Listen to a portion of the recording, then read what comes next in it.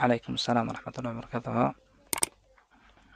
بله سوالی گرامی، چگونه که در اینجا سوال کردید چرا اکثر اهل دوزخ از زنها هستند؟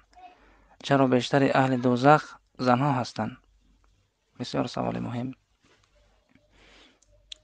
ای کاش میگم، ای کاش زنها جواب انسان را گوش بکنند، متوجه باشند تا اینکه درک بکنند، بفهمند سبب را، علت را در چیست. چرا ما زنها اکثر ما از اهل دوزخ هستیم؟ البته سبب این را، علت این را رسول الله صلی الله علیه و آله و سلم بیان کرده است، چگونه که حدیث را روایت میکند امام بخاری و مسلم. حدیث متفق علیه است، حدیث ابو سعید الخدری رضی الله عنه که میفرماید رسول الله صلی الله علیه و آله و سلم فرمود: یا معشر النساء، پیامبر صلی الله علیه و سلم خطاب کرد به سوی زنها، فرمود: یا معشر النساء، ای معشر زنها، ای زنها تصدقنا، پس شما صدقه بکنید، شما صدقه بکنید در راه الله سبحانه و تعالی از اموال خویش. فانی اریتکن اکثر اهل النار، پس به درستی که من دیدم یا که برای من نشان داده شد که شما اکثر شما از اهل دوزخ هستید، اکثر بیشتر اهل دوزخ شما زنها هستید.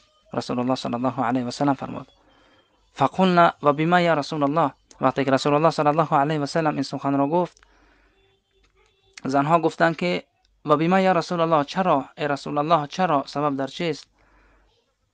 چرا اکثر اهل دوزخ زنها هستند؟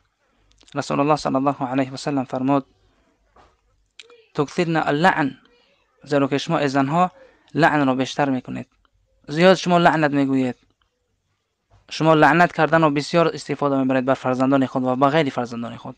لعنت یعنی که شما دعا میکنید که از رحمت الله سبحانه و تعالی دور شوید.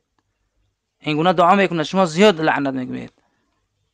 یک سببش این است که شما از اهل دوزخ هستید، بیشتر شما از اهل دوزخ هست، زیرا که شما بسیار لعن میکنید.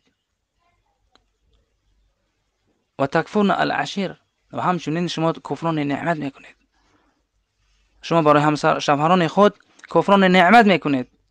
آن فضلی که بر اینه که از جانب شوهران است برای شما، شما کفران نعمت میکنید، از این ناشکری میکنید. از آن چیزی که اینه که شوهران شما برای شما میارن، از آن نفقه که برای شما میارن، شما از این اینه که ناشکری میکنید، کفران نعمت میکنید، از این راضی نیستید. رسول الله صلی الله علیه و سلم از این خاطر فرمود که بیشتر زنها را دیدم که از اهل دوزخ هستند. سببش در این که لعنت را زیاد میگویند، بسیار فرزندان خود را لعنت میفرستند برای فرزندان خود و برای غیر فرزندان خود، و همچنین کفران نعمت میکنند. در نعمت های الله سبحانه و تعالی، در نفقه هایی که از جانب شوهران خود میشن، ناشکری میکنند، کفران نعمت میکنند.